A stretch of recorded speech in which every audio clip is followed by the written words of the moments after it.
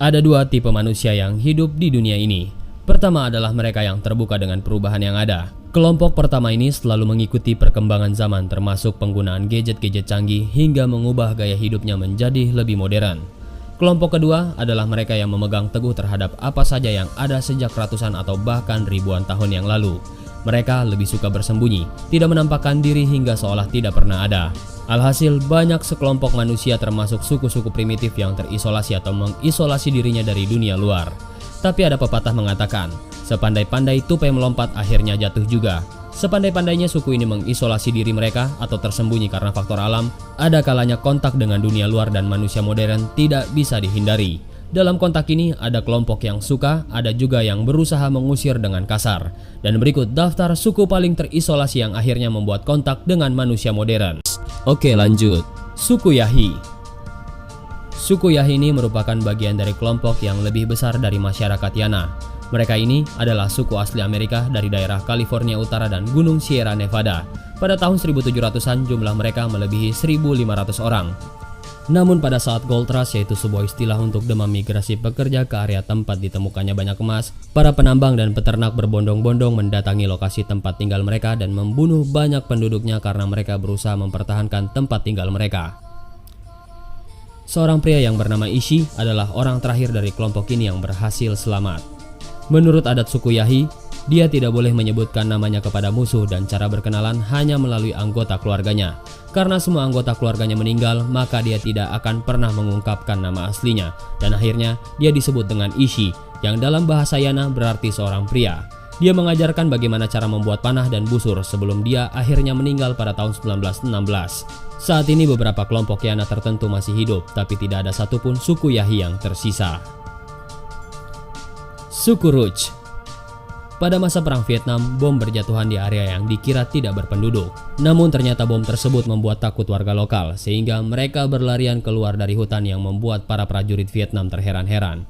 Karena hutan tersebut begitu rusak, suku Rouge tidak punya pilihan lain kecuali bergabung dengan masyarakat modern. Meskipun begitu, penduduk asli suku Rouge tidak selamanya merasa bahagia, karena nilai-nilai suku mereka bertentangan dengan pemerintah Vietnam dan kebencian timbul dari kedua belah pihak. Awa Guaja.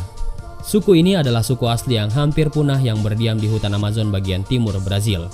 Dan sekarang ini masyarakat ini hanya tersisa 300 orang saja dan kurang dari 100 orang yang benar-benar terisolasi dari dunia luar.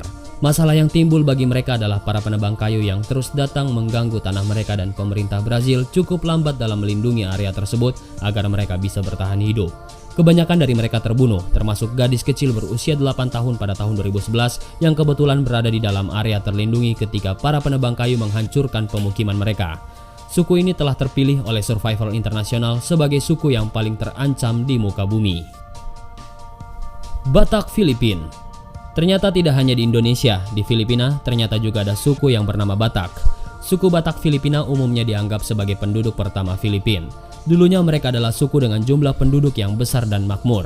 Namun sekarang penyakit yang dibawa oleh para pendatang banyak menewaskan anggota suku ini dan undang-undang pemerintah yang melarang pertanian secara tradisional juga membuat masyarakat Batak Filipina semakin terpinggirkan.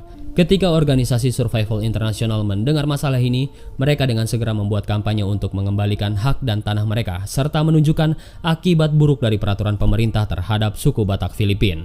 Sekarang ini suku Batak Filipina hanya tersisa 300 orang saja, dan karena mereka tidak menikah dengan orang dari suku yang sama tapi menikah dengan suku yang lain, garis keturunan mereka telah bercampur sehingga semakin lama banyak orang yang memperdebatkan identitas mereka sebagai suku asli Batak Filipina. Suku Akunsu.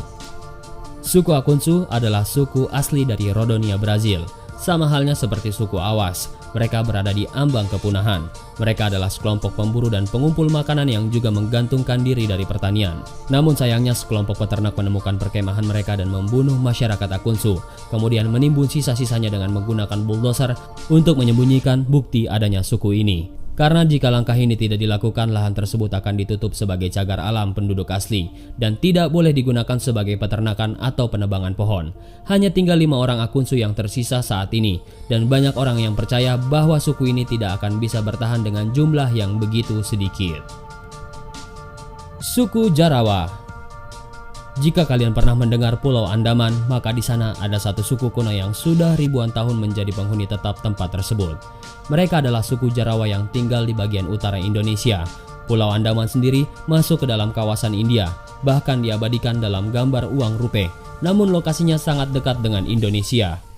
Jika dilihat secara fisik, orang Jarawa mirip dengan penduduk asli Australia aborigin. Keberadaannya juga bukan merupakan ancaman karena kebiasaan mereka yang terlalu menutup diri dari orang asing. Selama ribuan tahun, suku ini tidak tersentuh oleh nuansa modern. Mereka pun menolak hidup seperti manusia kebanyakan. Sama seperti kebanyakan suku-suku terisolasi di Indonesia, orang Andaman masih memakai palu, panah sebagai peralatan bertahan hidup. Mereka juga masih bertelanjang dada dan hanya menggunakan pakaian dari daun dan tanaman. Sementara untuk bertahan hidup, para lelaki menjadi pemburu yang handal. Mereka hidup dari berburu babi, kura-kura, serta ikan yang ditangkap dengan alat tradisional seperti panah. Selain itu juga madu dan buah juga diambil dengan diekstrak. Soal keahlian mengenali tanaman jangan ditanya lagi. Dari 350 jenis spesies tanaman yang ada di Pulau Andaman, ada setengahnya sangat mereka pahami. Tetapi kabar buruknya, suku yang sudah berabad-abad ini akan lenyap dalam beberapa puluh tahun ke depan. Berdasarkan pada film dokumenter berjudul We Are Humanity yang dibuat oleh Alexander de Reims dan Claire Belfort, suku Jarawa mulai merasa terganggu oleh setiap para pengunjung yang keluar masuk wilayah mereka. Jika pemerintah tidak melindungi mereka yang hanya berjumlah 400 orang, maka peradaban yang sudah dibangun bisa saja lenyap. Sangat disayangkan kalau intervensi dari manusia membuat mereka harus kehilangan tempat tinggalnya, karena suku Jarawa tidak membahayakan untuk manusia dan sudah ada sejak 50.000 tahun yang lalu. Mereka seharusnya dilindungi oleh pemerintah. Suku Sentinel. Suku Sentinel masih saudara jauh dari suku Jarawa. Suku ini diselimuti misteri dan tinggal di pulau kecil dekat India yang terletak di Teluk Bengal dan Pulau Andaman.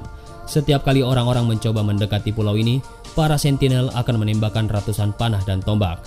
Karena sikapnya yang tertutup ini, sulit mengetahui jumlah mereka meskipun masyarakat modern sudah beberapa kali berusaha membuat kontak dengan mereka. Kabarnya suku sentinel telah tinggal dan menetap di sana selama ribuan tahun dan merupakan keturunan langsung dari manusia pertama yang meninggalkan Afrika. Suku Sentinel memang terkenal sebagai suku paling tersembunyi di dunia dan tidak mau berinteraksi dengan orang luar.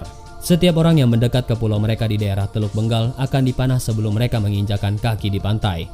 Namun siapa menyangka di balik keberingasan mereka, ada salah seorang antropolog India yang bernama Trilokinath Pandit yang berhasil masuk ke pulau suku Sentinel. Dan butuh waktu selama hampir 24 tahun untuk mencoba berteman dengan suku Sentinel ini. Saya memiliki hak istimewa untuk berhubungan dengan suku Sentinel, ungkap Pandit kepada independent.co.uk. Sebelumnya mereka memanahi kami ketika kami mencoba mendarat. Pandit dan timnya berhasil mendarat di sana pada tahun 1991.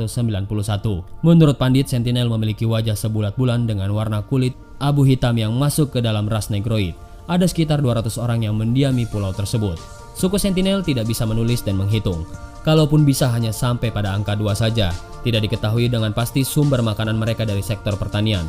Namun yang jelas mereka bertahan hidup dengan memburu hewan laut seperti ikan dan kura-kura. Selain itu juga mereka berburu babi hutan dan biawak besar.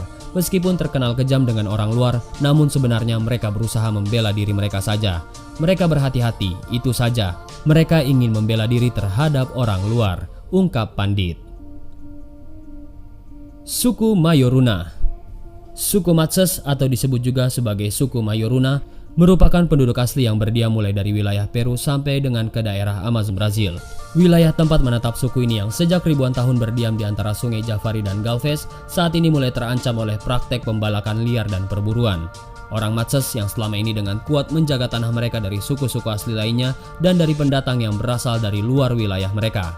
Orang Matses atau suku Mayoruna memiliki bahasa sendiri yang disebut bahasa Matses, yang termasuk dalam kelompok keluarga bahasa Panoan. Dalam 30 tahun terakhir, mereka telah menjadi orang-orang yang sebagian besar hidup di pemukiman hutan permanen. Dan sebagian besar dari mereka masih mengandalkan berburu dan mengumpulkan hasil hutan untuk mempertahankan hidup mereka. Pendapatan utama mereka berasal dari penjualan kulit pekari dan daging. Orang Matses melakukan kontak pertama mereka dengan dunia luar pada tahun 1969 ketika wilayah mereka didatangi misionaris Seal ke dalam komunitas mereka. Sebelum tanggal tersebut, mereka mengalami peperangan dengan pemerintah Peru yang membom desa mereka dengan napalm dan mengirim tentara Peru untuk menyerang komunitas mereka. Dan James Penton dan Bjorn Svensson menulis sebuah artikel tentang bagaimana Matses melakukan kontak damai dengan dunia luar ini dalam Planet Journal yang disebut Matses First Contact: The End of Isolasi. Saat ini hubungan antara rakyat Matses dan pemerintah Peru telah berdamai.